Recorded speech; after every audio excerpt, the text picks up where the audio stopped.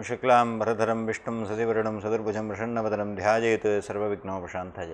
திருத்தணியில் உதித்தருளும் ஒருத்தன்மலை விருத்தன் எனது உலத்தில் உரை கருத்தன்மையில் நடத்து குகன்வேலே. மெகா 24 சேனலினுடைய நேயர்கள் அனைவருக்கும் என்னுடைய அன்பார்ந்த வணக்கங்களை தெரிவித்து கொண்டு ஒவ்வொரு நாளும் முருகப்பெருமானுடைய அற்புதமான பெருமைகளை கேட்டு வருகிறோம். ஆறுபடை வீட்டு அதிசயங்கள் என்ற தலைப்பின் வாயிலாக அறிவோம் ஆன்மீகம் என்ற இந்த நிகழ்ச்சியின் மூலமாக முருகப்பெருமானுடைய திருவருளையும் அருணகிரிநாதருடைய குருவருளையும் சிந்திப்பதற்கு எல்லாம் உள்ள இறையருள் நம்மை கூட்டுவிட்டிருக்கிறது. இந்த அற்புதமான நேரத்திலே முதலாவதாக நாம் சிந்தித்த திருப்பரங்குன்றத்தினுடைய பெருமையை தொடர்ந்து இரண்டாவது படை வீடாக இருக்கக்கூடிய அற்புதமான திருக்கோவிலாம் திருச்செந்தூரை பற்றி சிந்திக்க இருக்கின்றோம். திருச்செந்தூர்னு சொன்னாலே உருகாத மனம் கூடி உருகிவிடும். திருச்செந்தூர்னு சொன்னாலே எத்தனை பக்தர்களுடைய வாழ்க்கையை மாற்றி அமைத்த அற்புத திரு இடம் திருச்செந்தூர். திருச்செந்தூர் என்பது கைலாயத்திற்கு நிகரான தலம்.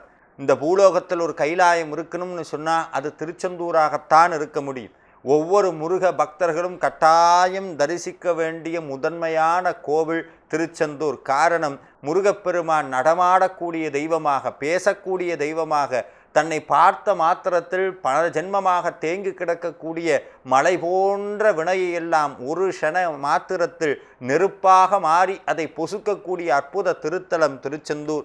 இந்த திருச்செந்தூரை பற்றி இன்னைக்கு நாளைக்கு இந்த எத்தனை ஜென்மங்கள் பேசினாலும் அதனுடைய பெருமையை நம்மால் சொல்லி முடிக்க முடியாது. காரணம், 1000 நாவு படைத்த ஆதிசேஷனாலேயே புகழ முடியாத ஒப்பற்ற திருத்தலம் திருச்செந்தூர்.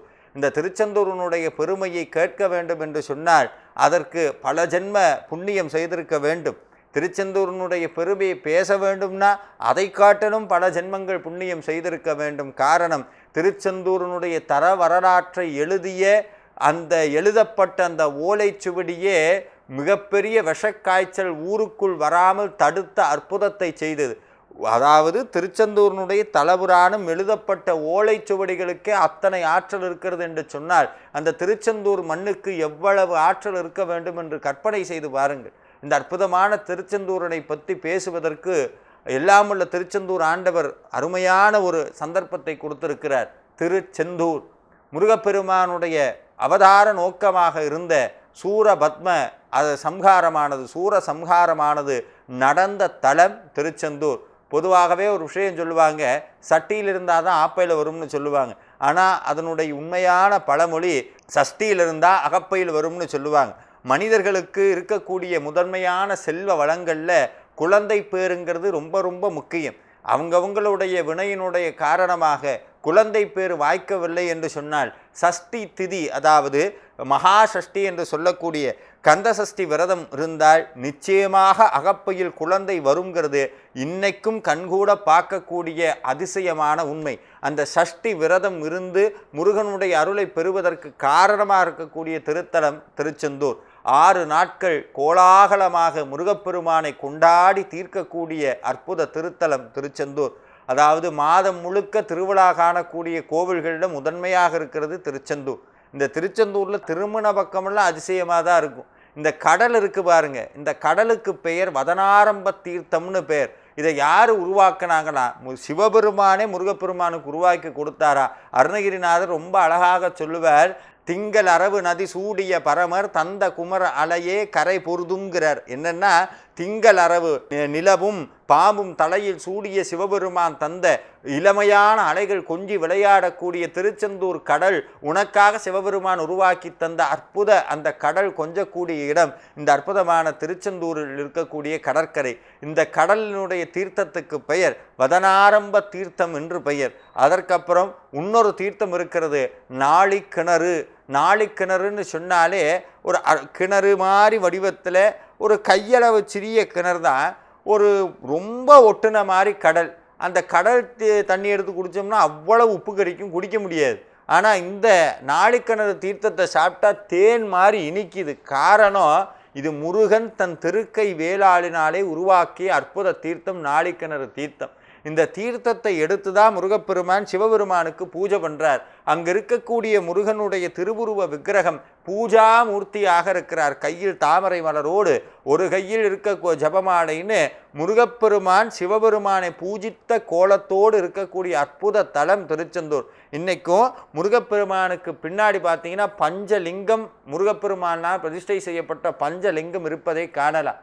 அப்படியே கொஞ்சம் பின்னாடி போனோம்னா வள்ளி குகையில் அன்னை வள்ளி பிராட்டினுடைய சுதை சிற்பம் இருக்கக்கூடிய அற்புத திருக்கோலத்தை காணலாம். இங்கே இருக்கக்கூடிய பிரகாரத்தை சுற்றி வந்தோம்னு சொன்னால் முருகப்பெருமானுக்கு பின்னாடி சத்ரு சம்ஹார மூர்த்தின்னு மயில் ஆரோகணிக்க வேலை ஏவக்கூடிய துவனியில் மிக அற்புதமாக இருக்கக்கூடிய அற்புதமான மூர்த்தி சத்ரு சம்ஹார மூர்த்தி. இந்த சத்ரு சம்ஹார மூர்த்திக்கு ஒவ்வொரு நாளும் விசேஷமான முறையிலே அங்கு இருக்கக்கூடிய திருசுந்தர்கள் அப்படின்னு சொல்லக்கூடிய தில்லைவாழ் அந்தணர்கள் எவ்வளவு மேன்மையோ அதே போன்று திருச்செந்தூர் இருக்கக்கூடிய அந்தணர்களாக இருக்கக்கூடிய திரிசுந்தர்களும் அவ்வளவு மேன்மை மிக்கவர்கள். அந்த திரிசுந்தர்கள்னாலே ஒவ்வொரு நாளும் சத்ரு சம்ஹார திரிசதின்னு சொல்லக்கூடிய மிகவும் ஆற்றல் வாய்ந்த மந்திரமாக இருக்கக்கூடிய முருகப்பெருமானுக்கு செய்யக்கூடிய 300 மந்திரத்தினால் செய்யக்கூடிய பூஜை தான் சத்ரு சம்ஹார திரிசதி. அந்த பூஜை ஒவ்வொரு நாளும் நடக்கக்கூடிய இடம் அந்த சுவாமிக்கு பின்னாடி இருக்கக்கூடிய அற்புதமான சத்ரு சம்ஹார மூர்த்தி. அப்படியே பிரகாரத்தின் வழி வந்தோம்னு சொன்னால் வள்ளி பிராட்டிக்கு ஒரு சன்னதியும் தெய்வயானை அன்னைக்கு ஒரு சன்னதியுமாக அற்புதமான திருக்கோலம் இருக்கிறது. அதை கடந்து வந்தோம்னு சொன்னால் உற்சவர்கள் இருக்கக்கூடிய மண்டபம். அதில் உன்னிப்பாக நீங்கள் கவனிச்சிங்கன்னா ஒரு பேர் ஒன்று எழுதி போட்டிருப்பாங்க. வீரபாண்டிய கட்டபொம்மன் வழிபட்ட முருகன் விக்கிரகம்னு ஒரு பேர் ஒன்று இருக்கும். இந்த வீரபாண்டிய கட்டபொம்மன் திருச்செந்தூர் முருகன் மேலே எவ்வளவு பக்தி வச்சுருந்தானா அந்த திருச்செந்தூரிலிருந்து பாஞ்சாலங்குறிச்சி வரைக்கும் மணி மண்டபங்கள் இருந்ததா. முருகப்பெருமானுக்கு நெய்வேத்தியமான பிறகு மணியோசை வாசிக்கப்படும். அந்த மணி சப்தம் தொடர்ந்து கேட்ட பிறகுதான் கட்டபொம்மனானவன் தன்னுடைய உணவை முடித்து கொள்வான், பசியாறுவான்னு அற்புதமான வரலாறு சொல்லுகிறது. இந்த கட்டபொம்மன் திருச்செந்தூர் முருகன் மேலே அவ்வளவு பக்தி வாய்ந்தவர்.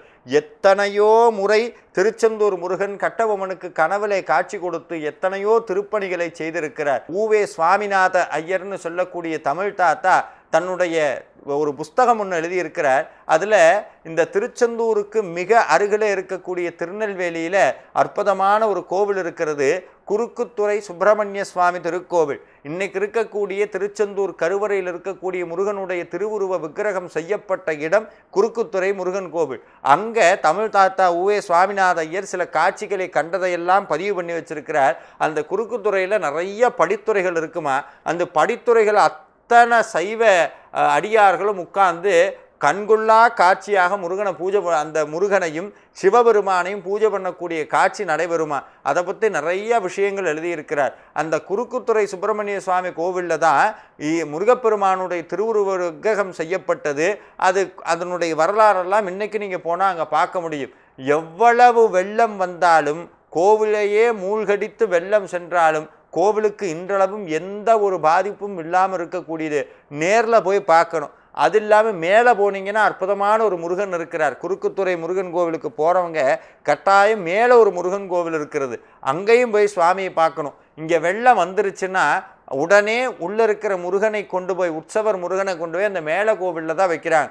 அங்கே இருக்கிற முருகனும் அவ்வளவு அழகாக இருப்பார். இத்தனை சிறப்பு மிக்க கோவில்கள் இருந்து தான் திருச்செந்தூர் முருகனுடைய கோவிலுக்கு பல விஷயங்கள் ஏற்படுத்தி இருக்கிறார்கள். இந்த திருச்செந்தூரினுடைய ஆஸ்தான மூர்த்தியாக கண்டவர் மதிமயங்கக்கூடிய கொள்ளை அழகு கொண்ட பேரழகனாக இருக்கக்கூடிய உற்சவ திருமேனிதான் அற்புதமான திருச்செந்தூர் சண்முகர். திருச்செந்தூர் சண்முகர் இல்லாத வீடே இருக்காது. இன்னமும் சொல்ல போனால் நாங்கள் ஒவ்வொரு மாதமும் வேல்மாறல் வழிபாடு நடத்திக்கிட்டு இருக்கோம். இந்த வேல்மாறல் வழிபாடு ஒவ்வொரு ஊரிலும் நடந்து கொண்டே இருக்கிறது. இந்த மாதம் நடக்கக்கூடிய வேல்மாறல் வழிபாட்டை நான் சொல்லுவோம் என்னென்னா, முருகனுடைய உத்தரவு இல்லாமல் இது நடக்கிறது இல்லை. நாங்கள் அங்கே வர ஒவ்வொரு முருக பக்தர்களுக்கும் திருச்செந்தூர் முருகன் படத்தை தான் கொடுக்குறோம். இந்த எப்பெல்லாம் வேல்மாறல் நடக்க போகிறோமோ அந்த நடத்துறதுக்கு ஒரு நாள் கரெக்டாக திருச்செந்தூர்லேருந்து பன்னீரலை நேராக நம்மக்கிட்ட வந்துடும். அது சுவாமியினுடைய திருவருளால் இன்னைக்கும் எங்களுக்கு முருகன் போட்டு கொண்டிருக்கக்கூடிய அற்புதமான பிச்சை. அந்த திருச்செந்தூர் முருகனுடைய திருவிளையாடல்கள் எண்ணற்றது. அந்த திருச்செந்தூர் சண்முகர் யாருக்கெல்லாம் கனவுல போய் காட்சி கொடுக்கிறாரோ அவங்க வாழ்க்கையெல்லாம் அப்படி தலைகீழாக மாற்றி இருக்கிறார் எத்தனையோ பேருக்கு. அந்த திருச்செந்தூர் சண்முகர் அங்கு வந்ததனுடைய வரலாறை பார்த்தீங்கன்னா மெய் சிலிர்த்து போயிடும். இன்றைக்கி நீங்கள் போனீங்கன்னா அந்த வரலாற்றை எல்லாம் ஓவியமாக வடித்து திருச்செந்தூர் கோவிலில் மாட்டியிருக்கிறாங்க. கொஞ்சம் இன்னொரு ஓவியம், அந்த ஓவியத்து பக்கத்திலேயே ஒரு பேர் ஒன்று சுவாமிக்கு சமீபத்தில் ஏற்பட்டது. அந்த பேர் என்ன தெரியுங்களா? சுனாமியை வென்ற சுப்பிரமணியர்னு பேர் இருக்கும். சுனாமியினுடைய பேரலைகள் வந்தபோது எல்லா ஊருக்குள்ளும் பேரலை ஊருக்குள்ளே வந்தது.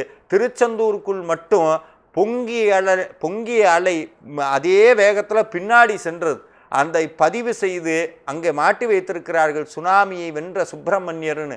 ஏன்னா திருச்செந்தூர் நம்ம நினைக்கிற மாதிரி ஏதோ கட்டடக்கலையிலையும் மனிதர்கள் உருவாக்கிய கோவில் அல்ல, அது சாட்சாத் முருகன் இருக்கக்கூடிய இடம், பூலோக ஸ்கந்த லோகம் திருச்செந்தூர். இந்த திருச்செந்தூரில் இருக்கக்கூடிய சண்முகரனுடைய அருள் எப்பேற்பட்டதுன்னா, அருணகிரிநாதர் சண்முகரை பார்ப்பதற்காக திருச்செந்தூருக்கு வருகிறார். வந்தபொழுது அங்கே சண்முகருக்கு அவ்வளவு நகைகள் சாத்தியிருக்கிறார். அந்த நகையெல்லாம் சாத்திய கோலத்தில் அருணகிரிநாதர் பார்த்த உடனேயே அருணகிரிநாதருக்கு ஒரு ஆசை ஒன்று வருகிறது. இவ்வளவு நகை போட்டிருக்கல்ல, எனக்காக ஒரு நடன காட்சி காட்டக்கூடாதான்னு கேட்ட அடுத்த நிமிஷம் முருகப்பெருமான் அசரீரியாக அருணகிரிநாதர்கிட்ட பேசி எனக்கு பின்னாடி வந்து நில்லு, உனக்கு நடன காட்சி கிடைக்கும்ன்றார்.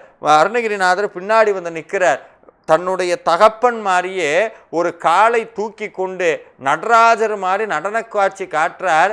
உடனே அதை பார்த்த அருணகிரிநாதர் அப்பொழுதே ஒரு திருப்புகளை பாடினார். தண்டையணி வெண்டையங்கிங்கிணி சதங்கையும் தன்கல சிலம்புடன் கொஞ்சமேனு. அந்த பாடலை நீங்களே இன்னைக்கு பாடி பார்த்தீங்கன்னா உங்களுக்கு ஒரு விஷயம் ஒன்று புரியும். அவர் எந்த அதிர்வு நிலைக்கு போனாரோ அதே அதிர்வு நமக்கும் கிடைக்கும். இந்த நடன காட்சி கொடுத்த சண்முகர் பன்னெடுங்காலத்துக்கு முன்னாக அந்நியர்கள் இந்த நாட்டை ஆள வந்த பொழுது அங்கிருந்த முருகனை தங்கம் என்று நினைத்து கடத்தி செல்ல வேண்டும் என்று ஆசைப்பட்டார்கள். முருகப்பெருமானை எடுத்து முருகன் வள்ளி தெய்வ யானையோடு சேர்த்து கப்பலில் கொண்டு போய் ஏற்ற போகிறாங்க.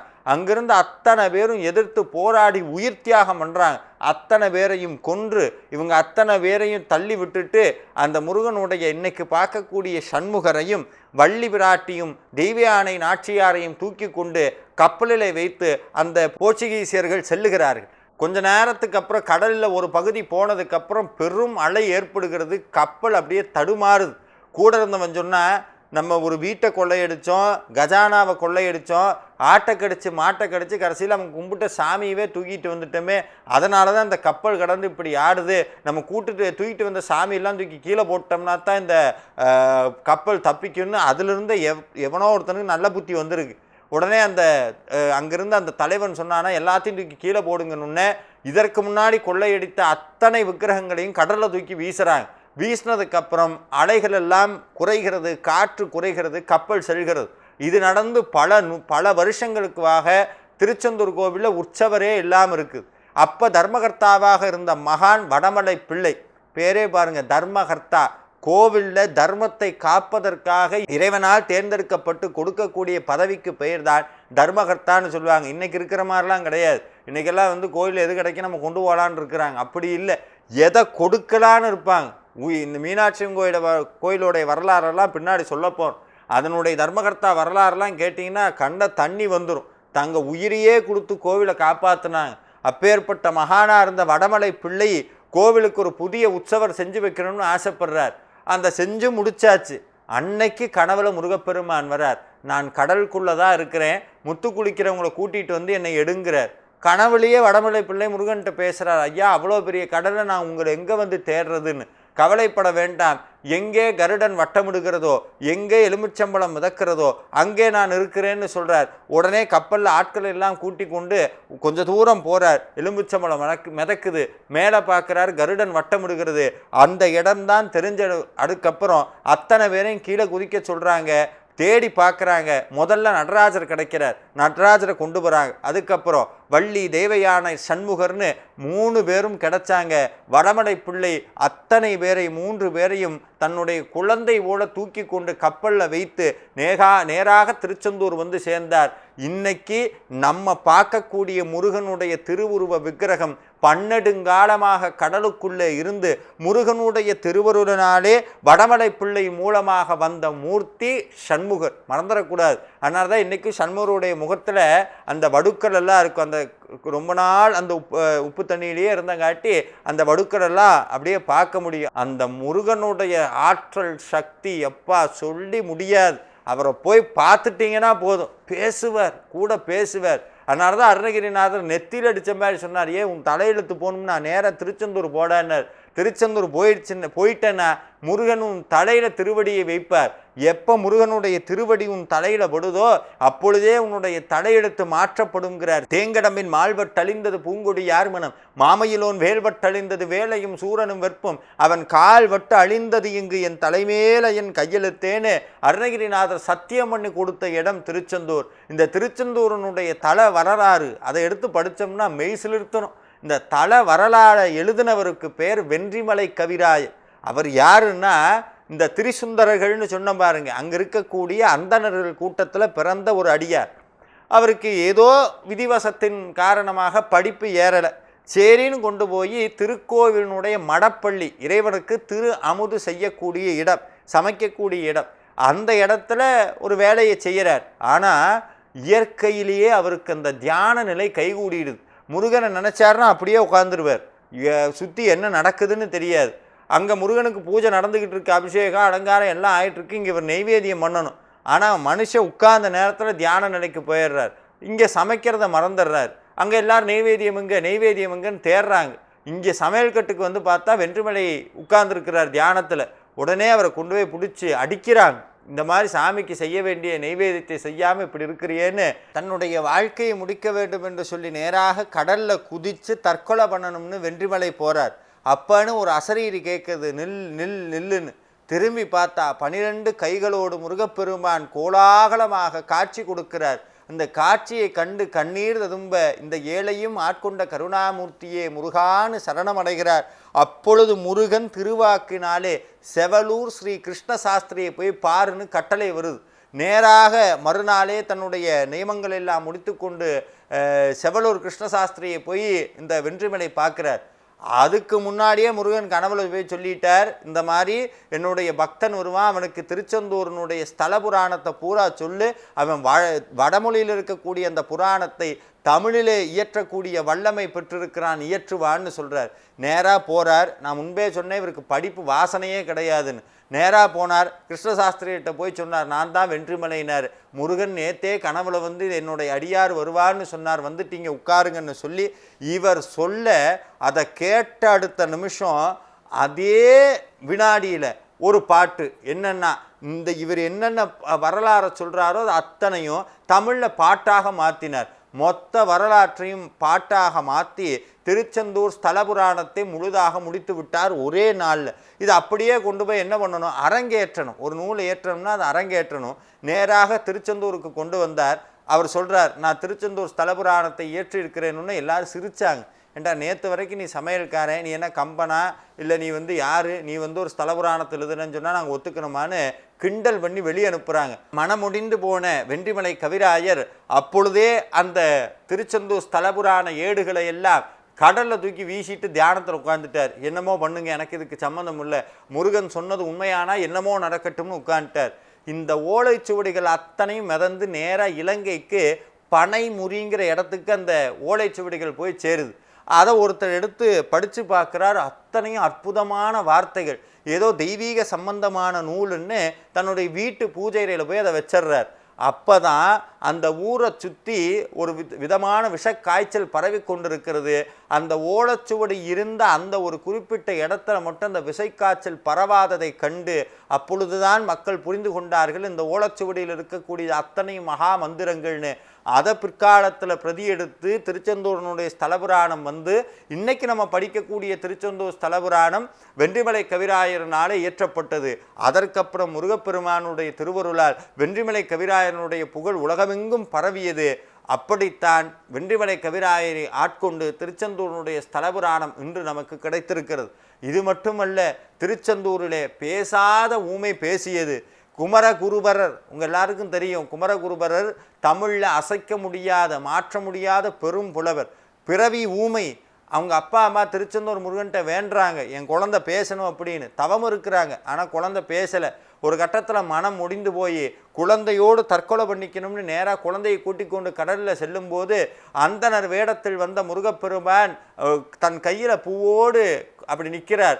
பார்த்த உடனே குமரகுருபரர் பாடத் தொடங்குகிறார். பூமேவு அப்படின்னு தொடங்கக்கூடிய குட்டி கந்த புராணம்னு சொல்லக்கூடிய கந்தர் களி வெண்பாவை பாடி முருகப்பெருமான் மீது பாடினார். அதுதான் குமரகுருபரர். பேசாத ஊமை பேசிய திருத்தலம் குமரகுருபரர். அது மட்டும் இல்லைங்க, இந்த குமரகுருபரருடைய அதிசயத்தை நீங்கள் புரிஞ்சுக்கணும்னா நேராக காசிக்கு போகணும்.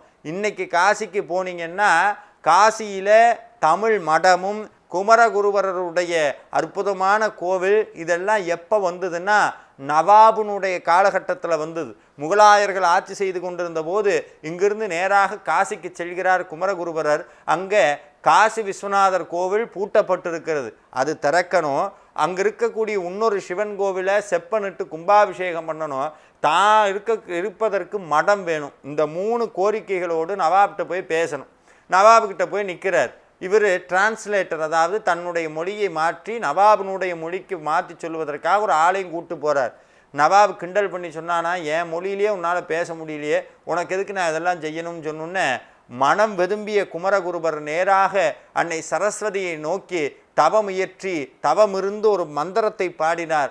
அதற்கு பேர்தான் சகலகலா வள்ளி மாலை. அந்த மாலையை பாடிய அடுத்த நிமிடத்தில் அவருக்கு ஹிந்தி மொழியும் அடுக்கடுத்து அவருடைய உருது மொழியும் பாய்ச்சியமாக ஒரே இரவில் இது அத்தனை நடக்குது.